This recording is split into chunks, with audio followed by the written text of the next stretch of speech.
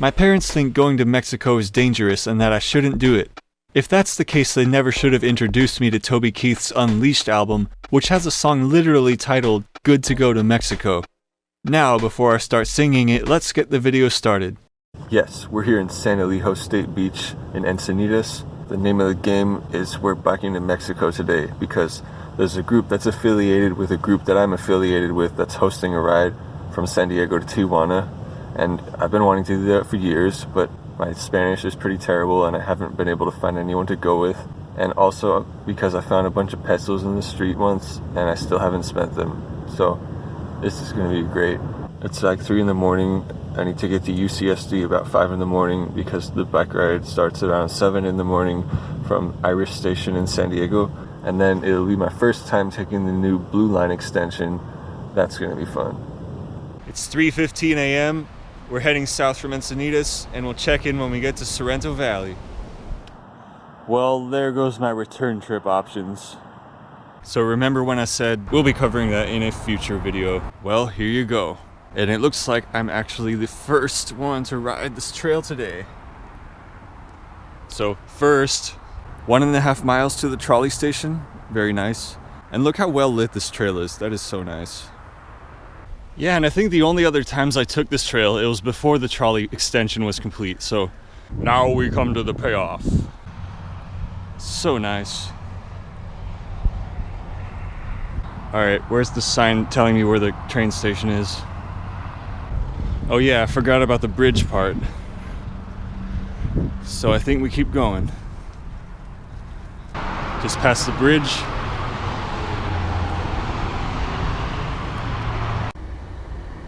And there's the trolley.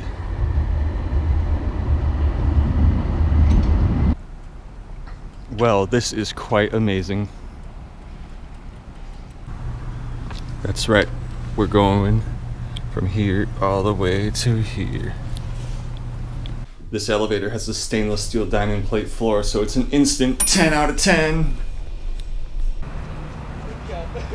Sweet. That's a cool looking staircase. I mean, 15-minute frequencies this early in the morning on a Saturday is pretty good by my standards. I know they're pretty low.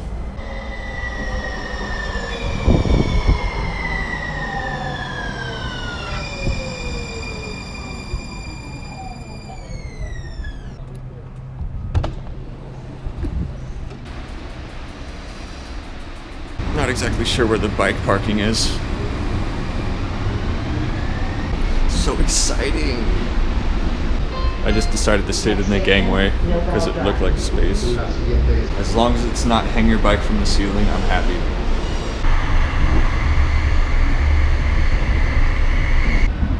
Old town. It's kind of annoying how the screens on the inside only say the line and the final destination. For the ones on the outside that makes sense, but I feel like it would be a lot more useful if it said the next stop. America Plaza is next. It's that one really tight curve. And why does the announcer voice sound so depressed? This is San Diego. This is my happy place. Next station, 12th and Turn.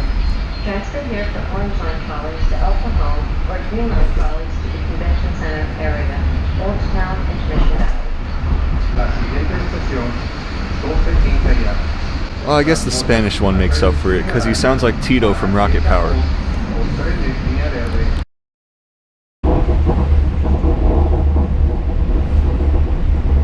Oh yeah, that's the train yard.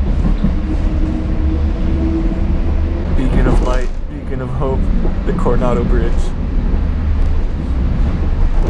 The speed just turned up by a factor of 2 after H Street.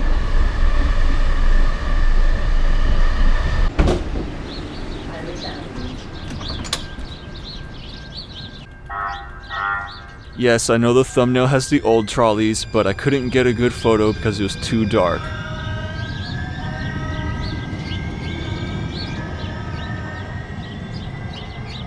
I guess I'll just wait till tons of people on bikes show up. Be prepared to go through the check-in area because they'll ask you to open your bags and things like that. That should be fun for me. Yeah, good luck. Our bike ride to the border was about 3 miles. We took a nice scenic route mostly along Camino de la Plaza, which gave us a view of the Tijuana River Valley. One thing I learned on this trip is that the Tijuana River mostly flows through Mexico, but it empties into the Pacific Ocean just past the US border, and it causes the beaches to get polluted when it rains. Once we arrived at the border, we followed the signs for the pedestrian entrance into Mexico, which is conveniently also a Blue Line station.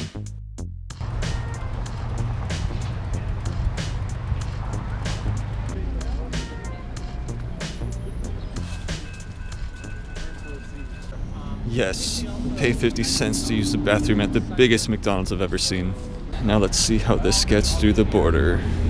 I should have filmed this part, but basically there's this big turnstile of doom that somehow my bike fit through with all the cargo on it. Then normally it splits into 3 lines, but the check-in part was closed that day, so we just walked through this ominously dimly lit room. I put one of my bags through a scanning machine, then they motioned me forward, briefly looked through a few other of my bags without even taking them off the bike. I didn't have to unwrap my sleeping bag or anything. It was a lot easier than I thought it would be. But that was less painless than expected. Alright, turnstile number 2.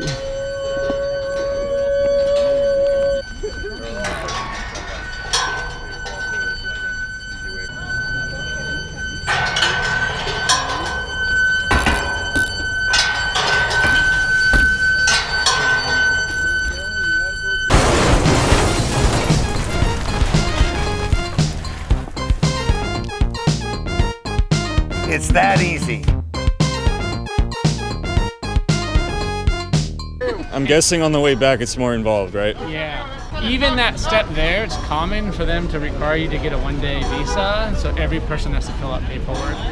So that could have been way longer. Heading west, we crossed a bridge over the vehicular traffic lanes into the border. We then maneuvered through this quaint-looking plaza that made me feel like I was in the second Cheetah Girls movie, except Tijuana instead of Barcelona.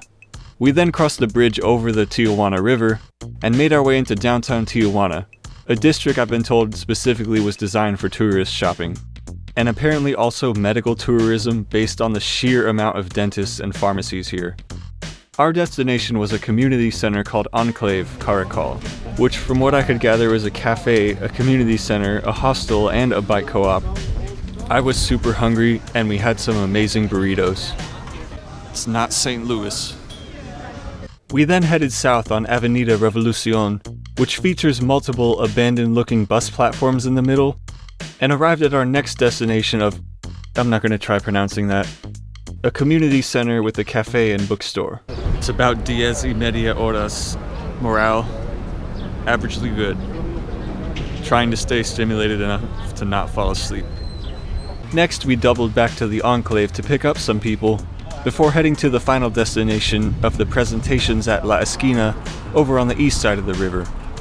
I'm like trying to do math to decipher how much gas costs here, and I'm like, oh wait, it's in liters, and it's in pesos. I love how dated this map looks.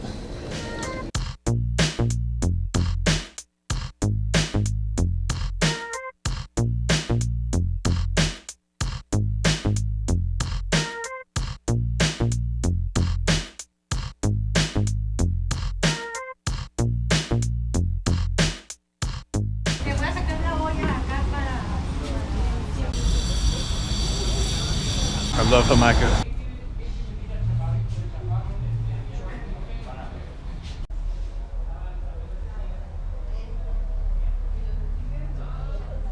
It started raining part of the way through, which made the ride back to the border pretty interesting because the drainage on some of the streets is pretty poor.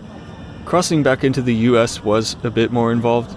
They actually checked our documents this time, and instead of being searched, I just took all the bags off of my bike and put them through the scanning machine. And it was success. Oh, and on the ride back, sorry for aisle blocking. Yes, I made it back from Mexico, and I didn't get murdered or kidnapped or desecrated in any of the ways that the US media makes you think that's going to happen if you go to Mexico. Where do we begin? First of all, the border crossing was kind of fun, I guess, as a novelty, but I understand that if you have to do that a lot on a regular basis, it's probably extremely inconvenient. Going into Mexico was a lot easier because their security isn't as tight.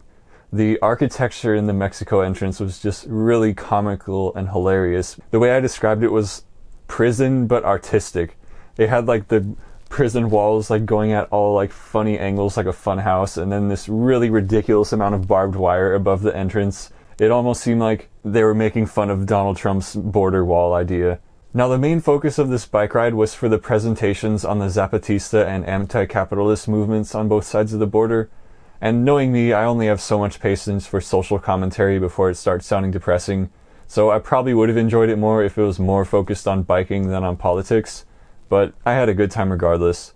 I guess my lack of fluency in Spanish made it frustrating for me because that part of my brain is like this old rusty machinery that's been sitting dormant for years and like trying to like grind out like the translation of some words, hoping to make sense of it all. I can't speak Spanish. But I'm very glad I did it. I knew I wouldn't have gone if I didn't have other people who spoke Spanish better with me, and we had a group of about 18 people, so that was nice. There was an incredible amount of hospitality on this trip that I wasn't expecting, like the whole way through. I even got to hear a couple pieces about Tren Maya, which is a thing about trains that's very controversial, and it shouldn't have happened the way it happened. So go watch Tom's video about that. And I got to use all my pesos. I ended up donating them to Food Not Bombs because of their amazing meal they gave us. So yeah, I learned a lot. I probably would go back again.